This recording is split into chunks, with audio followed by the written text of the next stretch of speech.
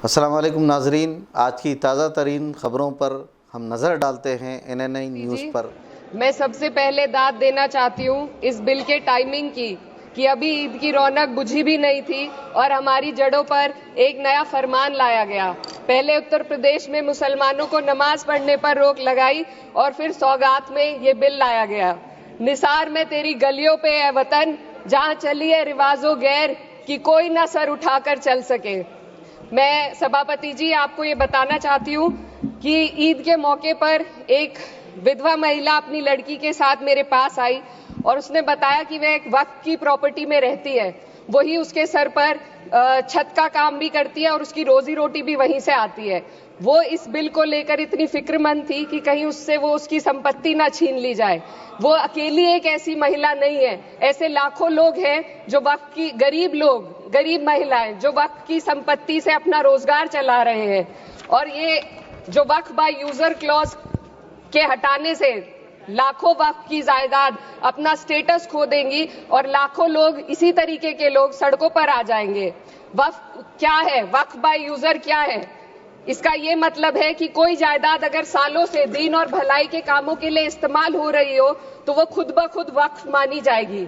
हिंदुस्तान की अदालतों ने भी इस बात को तस्लीम किया है। वक्फ बाय यूजर सिर्फ वक्फ बोर्ड को ही मिली कोई खास सौगात नहीं है, ये बल्कि सभी अन्य धार्मिक ट्रस्टों को परंपरा और यूज के आधार पर बिना किसी डॉक्यूमेंटेशन के धार्मिक चरित्र को डिक्लेयर करने का राइट मिला हुआ है।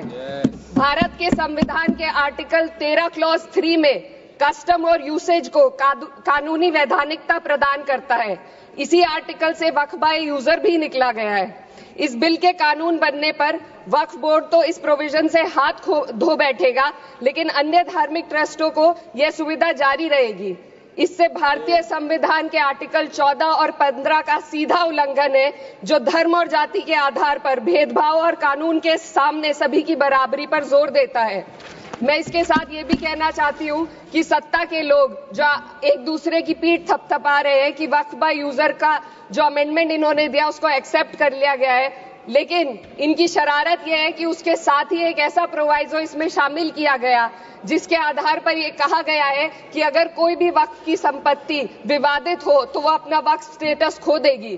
तो जो अमेंडमेंट इन्होंने दिया है जिसको एक्सेप्ट कर लिया गया है उसका कोई मतलब नहीं है, ये इनकी नीयत है जो साफ जाहिर हो रही है।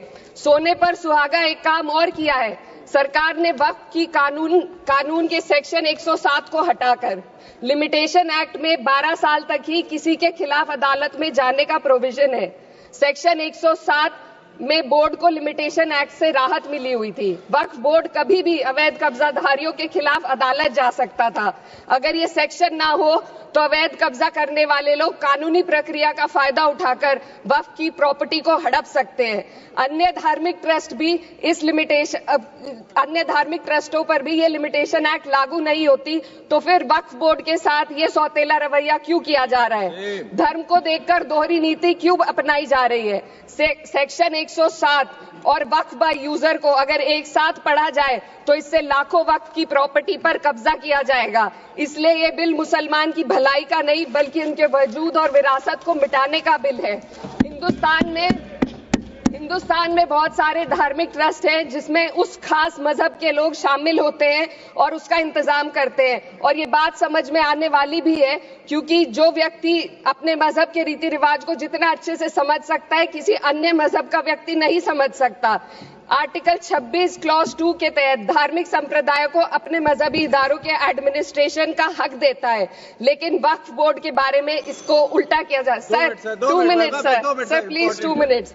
सरकार इसे एक सेक्युलर बॉडी मान रही है और इसमें गैर मुस्लिमों को शामिल करने की बात कह रही है। आपके मुंह से सेक्युलरिज्म की बात सुनकर अच्छा लगा, लेकिन अगले ही पल ये भ्रम टूट जाता है क्योंकि आपको सिर्फ दान देने के लिए प्रैक्टिसिंग मुस्लिम का आपने क्लॉज डाला है, लेकिन बोर्ड में बैठने के लिए मुस्लिम होने की कोई आपकी क्लॉज नहीं है। तो इससे आपकी जो दोहरी नीति है वो साफ जाहिर होती है। ये वही सरकार है जिसने राम जन्मभूमि ट्रस्ट में ये लिख दिया कि जिला अधिकारी भी अगर होगा तो हिंदू होना चाहिए। कोई मुझे बताए कि वहां पर सेक्युलरिज्म का रस क्यों नहीं घोला गया। सर, आखिर में मैं अपनी बात को खत्म करने से पहले महिलाओं का मुद्दा बार बार उठाया जा रहा है। सरकार का कहना है कि बोर्ड में मुस्लिम महिलाओं को रिप्रेजेंटेशन देंगे।